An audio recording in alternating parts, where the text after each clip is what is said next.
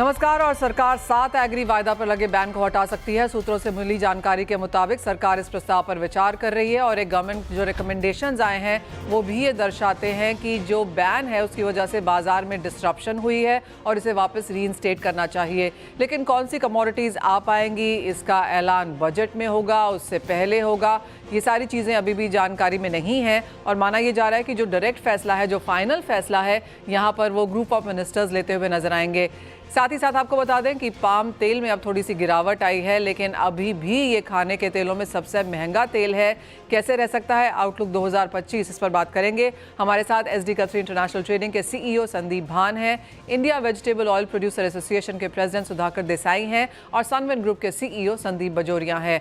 Agree farmer and trade association के general secretary Sunil Baldeva और HDFC securities के head of commodities Anuj Gupta भी जुड़ेंगे हमारे साथ। लेकिन सबसे पहले बात यहाँ पर खाने के तेलों की और जो एक्सपेक्टेशन है और जिस तरह का हमने बहुत ज़्यादा रिप्रेजेंटेशन इस सेक्टर से जाता हुआ देखा था सरकार को कि यहाँ पर फ्यूचर्स खोल देने चाहिए, उस पर पहले एक व्यू लेंगे।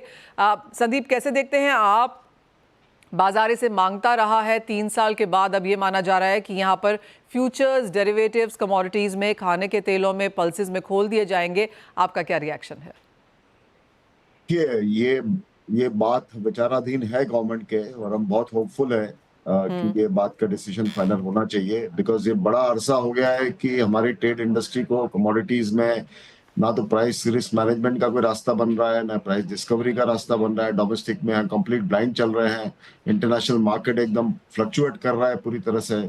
ऐसे माहौल में हमारे यहाँ ट्रेड इंडस्ट्री और जो इम्पोर्टर्स एक्सपोर्टर्स है उनको एक लॉस का सामना करना पड़ता है बिना फ्यूचर्स के।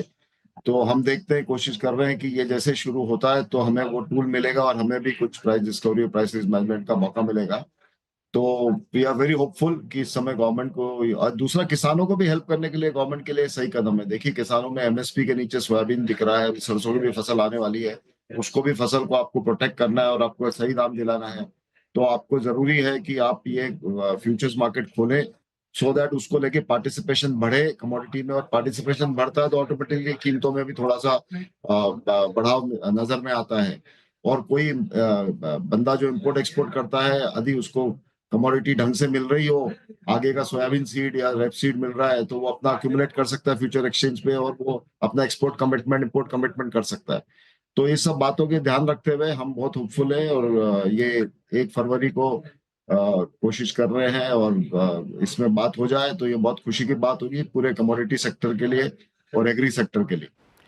एब्सोल्युटली। सुधाकर जी, आपसे भी ये सवाल है, ऑफ कोर्स ये आउट ऑफ कोर्स है, लेकिन ये खबर आज सुबह ही आई है कि जो रिकमेंडेशंस यहाँ पर कमेटी की तरफ से गई हैं वो यही हैं कि फ्यूचर्स ज़्यादातर कमोडिटीज़ में यहाँ पर खोल देना चाहिए। जो केस स्टडीज़ हैं वो यही दर्शाती हैं कि यहाँ पर डेरिवेटिव्स अलाउ करने चाहिए। आप कैसे रिएक्ट करेंगे इसको? और माना यह जा रहा है कि हम ये बजट या उससे पहले भी आता हुआ देख सकते हैं शायद। Long head back, and the only thing to add to what Sandeep ji said is that there should be a stability for this.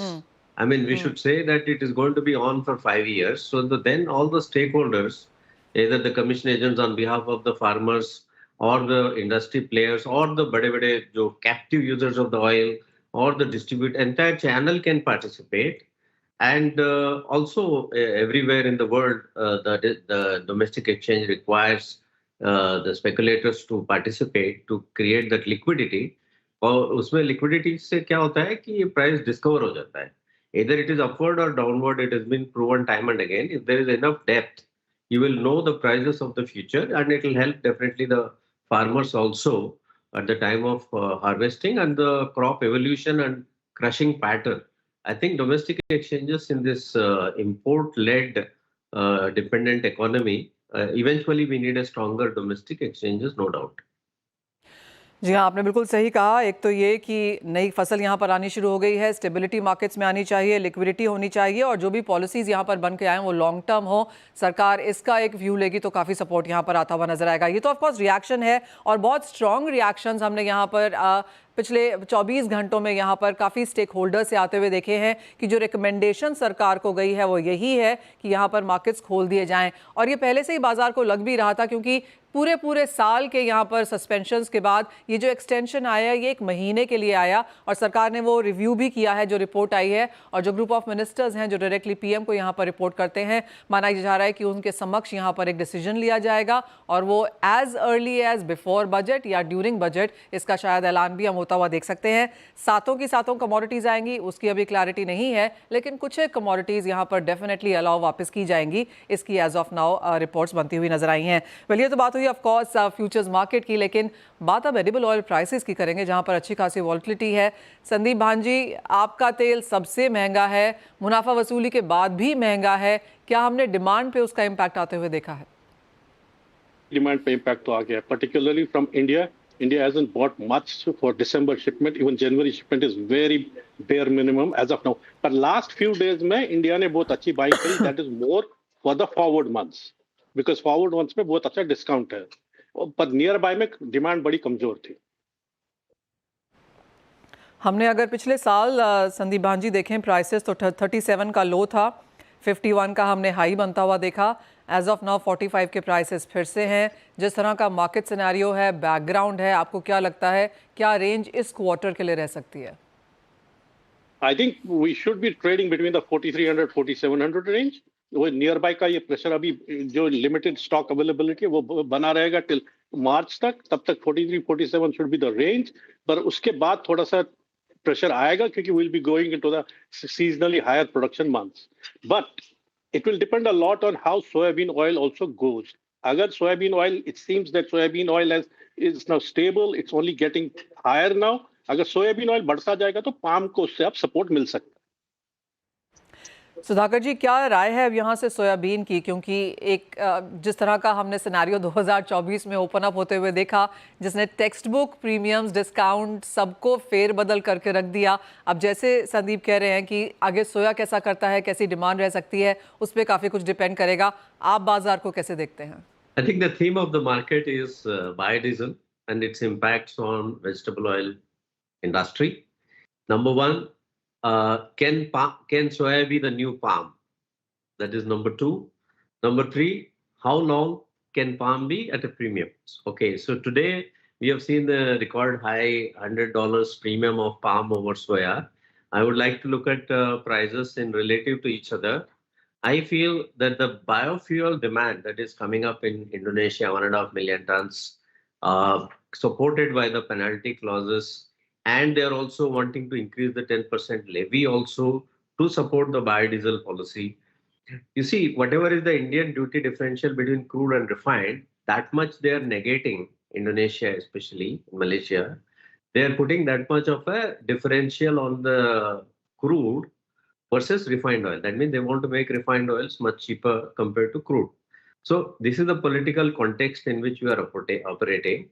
In that case, I think the demand destruction of palm is much higher than what is anticipated to go into biodiesel. Like 1.5 million ton excess production अगर जाएगा biofuel में Indonesia में, मेरे ख्याल से India में जो palm का डिमांड है आज के प्राइसेस के हिसाब से वो आधा हो गया, ऑलमोस्ट 50% हो गया, और उस 50% में 50-60% रिफाइंड ऑयल हो गया. So I think we are going to heading towards a situation where palm demand will be very limited to its core demand. It is an opportunity for soya and soft oils and domestic cotton oil, rice bran oil, mustard oil for a supported rally in tandem with palm oil. मुझे तो लगता है कि palm oil को ultimately soya के आसपास बराबर आना पड़ेगा. As far as soya complex is concerned, I think it is going to be very dependent only on one factor, that is the biodiesel mandate in US. I think after Mr. Trump takes over, there is going to be some decisions about the subsidy that they are giving in US, whether it's going to be $1 or less than that. I think if there is a stability and they don't change the policy, I think soybean oil markets will have to rally. If you take a step back for the next 6 months and see if palm is going to be very firm and rallying due to biofuel reasons, I feel all other oils will have to follow, because there will be excess demand that will be imposed on soya, sun, and all other oils all over the world, that should lead to the rally of the other prices. But as far as the spread between palm and other oils is concerned, I would be thinking that the palm and soya and sun spread will have to narrow back. Palm cannot retain its premium for long. Sandeep भान जी के लिए 2024 था, लेकिन 25 में वो spread out होता हुआ लग रहा है, ऐसा फिलहाल नहीं है। संदीप बजोरिया जी, ये सवाल आपके लिए है। मुझे याद है मैं पिछले महीने ही आपसे कैटेगराइजेशन मांग रही थी कि इंडिया कितना क्या कंज्यूम करता है। उसमें पाम काफ़ी हाई था, फिर सोयाबीन था, फिर हमने सनफ्लावर की, मस्टर्ड की बात करी, लेकिन क्लियरली वो ट्रेंड आपको लगता है 2025 में for all those reasons and for a longer time हम चेंज होता हुआ देखेंगे? मनीषा जी, जैसे हमारा ऑयल ईयर होता है 1 नवंबर 2024 से 31 अक्टूबर 2025, तो ये 12 महीने में हमारा अनुमान है कि जो पहले सालों में पाम का 90-95 लाख टन हर साल में इंपोर्ट होता था, वो जैसे मेरे दोस्त सुधाकर भाई ने भी कहा कि पाम की डिमांड बहुत अफेक्ट हो गई है, संदीप भान जी भी ये बोल रहे हैं, तो वो इंपोर्ट हमें लग रहा है 90-95 लाख टन का 70 से 72 लाख टन पे आ जाएगा। इतना पाम में इंपोर्ट में वो कमी आ जाएगी। और हमारा जो सोयाबीन ऑयल का इंपोर्ट जो 35 लाख टन होता था वो 50 लाख टन हो जाएगा, और सनफ्लावर का इंपोर्ट हमारा 33 से 35 लाख के बीच में स्टेटिक रहेगा। तो इस तरह का हमारा इंटरनल कंपोजिशन चेंज होएगा, और पाम का हमारा इंपोर्ट समझ के चलिए आप करीबन 15 से 18 लाख टन कम होगा, और सोयाबीन का इंपोर्ट हमारा 15 लाख टन बढ़ेगा। ये हमारा अभी ऑयल ईयर में चेंज होने वाला है। आई थिंक पाम के जो प्लेयर्स हैं, जो ओरिजिन्स में लोग हैं, ये बायोडीजल को लेके जो अभी फैंसी और जिस तरह से क्रिएट किया है, तो मतलब ये ऐसा होता है कि भाई आप सोने के अंडे खा रहे हो और आप मुर्गी को काटने की बात कर रहे हो। तो ये स्टोरी कुछ ऐसी हो गई है, और अब वो पाम वाले डिमांड ढूंढते फिर रहे हैं और उनको कोई बायर नहीं मिल रहा है। जनवरी शिपमेंट के इंडिया को पूछते पूछते सेलर थक गए कि कोई बाएंगे, तो जो कोर्ट सेलर कर रहा है उससे $50 नीचे बायर मांगता है जनवरी शिपमेंट का तेल।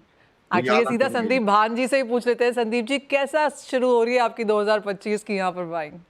नहीं, डेफिनेटली लाइक संदीप जी से 2025 की जनवरी की बाइंग अभी बड़ी स्लो है। इंडिया से बेसिकली नियर बाय के लिए बड़ी स्लो डिमांड है, but forward months like I said is discounted by $50। अगर एएमजे के सामने देखें तो it is close to $100 discount. तो India is buying more forward oil which is very competitive against nearby. Nearby में अभी demand बहुत ही कमजोर है। ओके, वेल ये तो बात हुई यहाँ पर प्राइसेस की, और एक सेंस भी यहाँ पर बनती हुई नजर आई है। लेकिन अब आप सबसे यही जानना चाहेंगे कि अब बजट में आप लोगों की क्या एक्सपेक्टेशन है? अगर एक टॉप विश लिस्ट आप चाहें कि फाइनेंस मिनिस्टर आपकी पूरी करे edible oil as a sector में, तो वो क्या होगी? सुधाकर जी, आपकी विश लिस्ट में क्या है? Thanks for the opportunity for talking about the industry. I think every country is protecting their own interests. So I think being the largest buyer player in India, we should do the same. Number one expectation is that that refined oil, the influx of refined oil from in case of palm oil, it has reached about 35% of the import basket. That is going to become 50-60%. That is a death knell for the refining industry in India. So point number one would be to emphasize through the right remedial measures that the Indonesia, Malaysia will correct its inverted duty structure, or India should restrict the olein imports to protect the domestic industry, or India should give a quota for the refined oils so that the domestic industry can run. Number two, the side impact of the duty increase in India by 27% has not achieved the 20% has not achieved its original objective of taking the soybean prices up. So instead, it has triggered the zero duty imports from the SAFTA countries like Nepal, Bangladesh, Sri Lanka. So that is a very, very non-level playing field for the Indian industry. We as an IBPA have taken it up very, very seriously, this issue, because how can you have a situation where the Indian player pays a duty of 27% or 35% on refined oils, whereas from the SAFTA countries, anybody can import at zero duty. It creates a capacity and margin injury. So the second biggest budget expectation for us is we have made a few suggestions. It can be come under quota system from SAFTA countries, or it can be, canalized through the government agencies so that it doesn't hurt the free market operations, or there should be again a restriction. There are provisions for like Indo-Sri Lankan treaty, there is a particular quota. So I think we need to manage a win-win situation than this. So this is the second part of the budget. Third part of the budget is that we have GST refunds which have been stopped to the Indian industry, whereas they're being allowed in other industry. We don't have a value addition that much. So I think the industry is accumulating about 1,500 crores every year, which cannot be used. So we are asking for the refund of the GST. This is the third major ticket item. Third is that India has got a fourth is CPO duty in India. Edible oil, crude oil duty in India is 27%, whereas PFAD and Ole chemicals is at 5%. So this also needs correction. These four put together, I think will be from the industry point of view.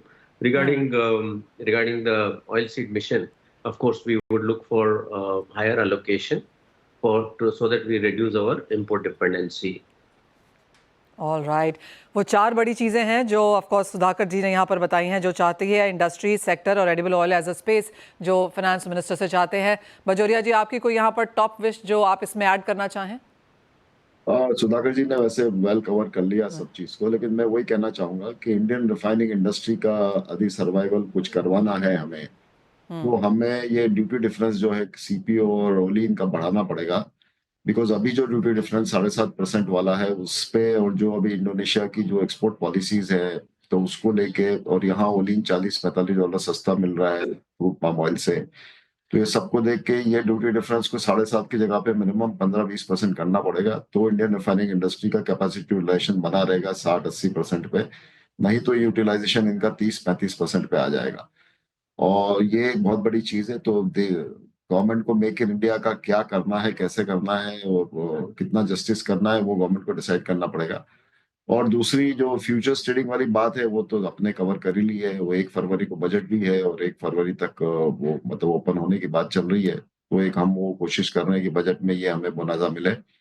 और तीसरा जो किसानों के लिए, oilseed farmer के लिए जो mission जो बनाए गए हैं, आप देखिए ये सभी इन्होंने 20% ड्यूटी जो बढ़ाई है, तो पहले इनका रेवेन्यू था oilseed industry import, edible oil import से 9,000 करोड़ का गवर्नमेंट को कस्टम ड्यूटी का रेवेन्यू मिलता था, और अभी ईयरली बेसिस पे 45,000 करोड़ का इनको रेवेन्यू मिलेगा। मतलब आप समझ के चलिए 36,000 करोड़ एडिशनल रेवेन्यू मिल रहा है। तो 36,000 करोड़ में से ये हर साल जो है 10,000 करोड़ इनको खर्चा करना चाहिए। अभी इन्होंने बनाया प्लान कि अगले 5 सालों में हम 8-9 हजार करोड़ करेंगे ऑयल सीड के लिए, सोयाबीन के लिए, रेपसीड के लिए, कॉटन सीड के लिए, सनफ्लावर के लिए, और उसके पहले 11,000 करोड़ का 5 से 7 सालों का पाम का मिशन नॉर्थ ईस्ट का बनाया था इन्होंने। टोटल 20,000 करोड़ के इन्होंने मिशन बनाए हैं, बट वो 20,000 करोड़ आउटले जो है वो अगले 5 से 7 साल का आउटले है, मतलब हर साल का 4,000 करोड़ का ही आउटले है। बल्कि यहाँ 45,000 करोड़ हर साल इनको ड्यूटी मिल रही है, इम्पोर्ट ड्यूटी, अभी जो ड्यूटी बढ़ी है उससे, तो 10% जो मिल रहा है उसका 10% ही आप आउटले करोगे, तो उसको आउटले को बढ़ाना चाहिए, उसको 25% कम से कम करना चाहिए। तो हम जो लोकल प्रोडक्शन बढ़ाना है उसको स्पीड में आगे बढ़ाएं हम, और लोकल प्रोडक्शन में एक ही बात है, देखिए प्रोडक्टिविटी बढ़ाने का ही सोल्यूशन है। जो हमारी average productivity 1,000-1,100 kilo per hectare है, उसके 2,000 पे ले जाना, उसको डबल करना, तो फार्मर की इनकम भी ऑटोमेटिक डबल होगी और हमारा देश में जो इम्पोर्ट डिपेंडेंसी वो भी कम होगी, वो भी काफी हद तक। एक्चुअली जो प्रोडक्टिविटी वाला जो पॉइंट आपने बोला है वो बहुत सारी जगह से हमने आता हुआ देखा है, इवन एज एकेडमिशियंस की तरफ से देखें या इसको इकोनॉमिस्ट की तरफ से देखें, ये एक मुद्दा है जो सभी ने यहाँ पर उठाया भी है। लेकिन संदीप भान जी, आप क्या देखना चाहेंगे as a seller, as India, as a market, आप इस बजट में क्या वॉच करेंगे? To be honest with you, from sellers' perspective, we don't have much of an expectation from the budget. We are here to support Indian industry. We are here to support the Indian National Oilseed Mission. जो भी help India को चाहिए, we are ready to provide it. All right, तो well absolutely ये एक market है जिसमें बहुत सारी खबरें यहाँ पर आज हैं, और हमने इस समय में सभी एक्सपर्ट से आपको वो बताने की कोशिश की है कि चाहे वो फ्यूचर्स है, बजट है, प्राइस व्यू है, इंडियन डिमांड है, काफ़ी जगह पर हमने यहाँ पर चॉपिनेस आते हुए देखी है। 2025 यहाँ पर एक काफ़ी वॉलेटाइल एंड प्रॉमिसिंग ईयर के तौर पर उभरता हुआ नजर आया है, लेकिन आप सभी का शुक्रिया अदा करना चाहेंगे टू टेक आउट टाइम और हमसे आज यहाँ पर बात करने के लिए, और कुछ क्लैरिटी यहाँ पर edible oil as a sector में यहाँ पर प्रदान करने के लिए। वेल, इसी के साथ एक ब्रेक का समय है, लेकिन लौटेंगे तो नजर डालेंगे कुछ और खबरों पर। आप बने रहिए हमारे साथ। फार्मर एंड ट्रेड एसोसिएशन के जनरल सेक्रेटरी सुनील बलदेवा हैं। सुनील जी नमस्कार, 2025 की बहुत बहुत शुभकामनाएं, और ये साल काफी पॉजिटिव शुरू होता हुआ नजर आ रहा है। हम अभी खाने के तेलों पे बहुत बड़ा डिस्कशन कर रहे थे, और माना ये भी जा रहा है कि कुछ एक दालें भी यहाँ पर फ्यूचर बैन से हटती हुई नजर आएंगी। आप क्या सुन रहे हैं, कैसी रिप्रेजेंटेशंस हैं और क्या उम्मीद है? मनीषा जी, सरकार ने जब भी इसको बैन को अपनी टाइमिंग को बढ़ाया तो करीबन 1 साल के लिए बढ़ाया, लेकिन अभी केवल 1 महीने के लिए बढ़ाया। तब से ये कयास लगाए जा रहे हैं कि शायद सरकार जो है इस पे विचार करके इसको हटा सकती है। लेकिन जहां तक हमारा विचार है, आपकी चैनल पे के माध्यम से मैं बराबर ये बोलता रहा हूँ, मेरा हमेशा ये स्टैंड रहा है कि ये चूंकि agree commodity semi perishable item होती है, ये डिमांड एंड सप्लाई पे निर्भर होती है। ये किसी के द्वारा भी मुझे नहीं लगता कि मैनिपुलेट किया जा सकता है। मैं आपको एक बात बताऊं कि नाफेड के द्वारा सरकार जो है 25 से 40% तक दाल खरीदती है। 40% का स्टॉक सरकार खुद रखती है, लेकिन सरकार भी बाजार को तेज या मंदा नहीं कर सकती है। ये सरकार ने खुद भी देख लिया होगा, क्योंकि जब चने के भाव एमएसपी से नीचे थे तब नीचे ही चल रहे थे, सरकार बेच रही थी तब भी नीचे थे। जब सरकार ने बेचने लगे और 2024 में जब चने की फसल कम दिखाई दी और डिमांड ज्यादा हुई तो इसके भाव बढ़ने लग गए थे। तो इस कमोडिटी को जब सरकार खुद 25 से 40% का स्टॉक होल्ड करके नहीं चला सकती, तो कोई एक जनरल ट्रेडर या फिर मिलर कोई इसको नहीं चला सकता, मेरा ऐसा मानना है। जहां तक एग्री कमोडिटी के बैन हटाने की बात है, इससे बहुत बड़ा फायदा इंपोर्टर, मिलर, किसान और एक्सपोर्टर को होगा, क्योंकि आज जो इंपोर्ट कर रहे हैं, यदि चना इंपोर्ट कर रहे हैं या फिर तुअर इंपोर्ट कर रहे हैं, उनके पास कोई प्लेटफॉर्म नहीं है कि जहां पे अपनी बड़ी पोजीशन को वो हेज कर सके, ताकि उनका एक लॉस या प्रॉफिट एक लिमिटेड मात्रा में हो सके। जी सुनील जी, बाजार ये मान रहा है कि शायद ये हम बजट से पहले, बजट पे भी सुन सकते हैं, लेकिन इसके अलावा अब as a farmer association, as a pulses trader, क्या एक्सपेक्टेशन है, as an importer as well, क्या एक्सपेक्टेशन है बजट से? बजट से, जैसा मैंने आपके चैनल में पहले भी बोला था कि हमें दाल जो एमएसपी से कम है उस पर सरकार ड्यूटी लगाए, जो एमएसपी से ज्यादा है उसकी ड्यूटी ऐसे मैकेनिज्म करे कि उसकी ड्यूटी अपने आप कम होती जाए और जो एमएसपी से ऊपर जाए उसकी ड्यूटी 0 हो जाए। इसके लिए सरकार को एक मैकेनिज्म पहले से ही निर्धारित करना होगा, ताकि इसमें स्टेबिलिटी आए। यदि सरकार भाव में स्टेबिलिटी चाहती है, सरकार ये चाहती है कि किसानों को भी फायदा हो और कंज्यूमर को भी महंगा माल नहीं मिले, इसके लिए एक long term mechanism, long term policy बनानी पड़ेगी, जिसपे ड्यूटी का जो है लिंक सीधा एमएसपी से हो और पहले से डिसाइडेड हो कि एमएसपी से इतना % नीचे रहेगी तो इतना % ड्यूटी रहेगी, जो एमएसपी से इतना % एमएसपी के पार हो जाएगी ड्यूटी 0 हो जाएगी, एमएसपी से यदि इतना % ऊपर जाती है तो अपने आप ड्यूटी उस कमोडिटी पे लग जाएगी। यदि ऐसा मैकेनिज्म रहेगा तो मुझे लगता है भाव में भी स्टेबिलिटी आएगी, प्रोडक्शन हमारा बढ़ेगा, किसानों को फायदा होगा और कंज्यूमर को भी रीजनेबल रेट पे दालों की उपलब्धता हो जाएगी। Point taken. तो ऑफकोर्स डायनामिक ड्यूटी की बात यहाँ पर सुनील बलदेवा जी कर रहे हैं कि अगर प्राइसेस एमएसपी के ऊपर नीचे भी जाते हैं और कंज्यूमर्स को भी यहाँ पर अगर बैलेंसिंग व्यू अगर लेना हो तो किस तरह से यहाँ पर काम किया जाना चाहिए। तो एक्सपेक्टेशन वो ऑफकोर्स यहाँ से बजट से आती हुई। सुनील बलदेवा जी बहुत शुक्रिया साथ जुड़ने के लिए और अपना दालों पर वो सेंस भी देने के लिए। अनुज आपके पास आना चाहेंगे। ऑफकोर्स जैसे जैसे बजट के पास जाएंगे सारी कॉन्वर्सेशन उस तरफ यहाँ पर जाने लगती हैं, लेकिन अंतर्राष्ट्रीय बाजारों में भी काफ़ी उठापटक है, कच्चे तेल में तेज़ी है, सोने चांदी में सपोर्ट है। कहाँ पर होंगी आपकी टॉप ट्रेडिंग पिक्स आज? Manisha ji good morning. देखिए बाई साइड में ही मैं रहना पसंद करूंगा, क्योंकि इंटरनेशनली आप देखेंगे तो सभी जगह एक पॉजिटिविटी दिखी है।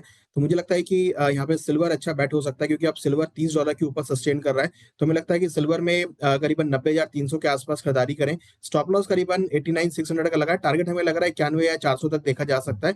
तो सिल्वर हमें लगता है कि इंटरनेशनल मार्केट में सिल्वर में $31 तक के लेवल देखने को मिल सकते हैं। वहीं अगर हम बात करें क्रूड की, तो क्रूड में भी अच्छा खासा मोमेंटम रहा है। तो क्रूड के अंदर भी करीबन 6350 के आसपास खरीदारी करें। स्टॉप लॉस 6290 का लगाएं। टारगेट हमें लग रहा है 6450 तक देखने को मिल सकता है। तो क्रूड में भी हमें लगता है कि खरीदारी का ट्रेड बना के चल सकते हैं। और अगर हम बात करें बेस मेटल की, तो डेफिनेटली कल हमने कॉपर में अच्छा रिवाइवल आते हुए देखा। हमें लगता है कि कॉपर में लोअर लेवल से खरीदारी का ट्रेड लेके चल सकते हैं। तो करीबन 812 के आसपास कॉपर में खरीदारी करें। 807 का स्टॉप लॉस लगाएं। टारगेट 822 तक देखा जा सकता है। में कोई ट्रेडिंग यहाँ पर? अनुज एग्रीकल्चर में कोई ट्रेडिंग पिक है? देखिए मसालों में देखें तो कहीं ना कहीं हमने हल्दी में एक अच्छी रिकवरी आते हुए देखी, जैसा हम एक्सपेक्ट भी कर रहे थे कि निचले स्तरों से रिकवरी हल्दी में देखी जा सकती है। और कहीं ना कहीं निर्यात मांग के भी फैसिलिटी। तो मुझे लगता है कि मसालों में टर्मरिक में निचले स्तर पर खरीदारी देखने को मिल सकती है और कहीं ना कहीं फिजिकल डिमांड हमें लगता है कि टर्मरिक को सपोर्ट करती हुई नजर आएगी। ऑलराइट, यानी कि ऑल बाइंग स्ट्रैटेजीज यहाँ पर अनुज की तरफ से हैं, तो खरीदारी वाला माहौल आप यहाँ पर कमोडिटीज़ में एक्सपेक्ट कर सकते हैं। अनुज, बहुत शुक्रिया साथ बने रहने के लिए और वो सारी स्ट्रैटेजीज भी शेयर करने के लिए। वेल, इसी के साथ एक ब्रेक का समय है, लौटेंगे तो फोकस करेंगे इक्विटीज़ पर।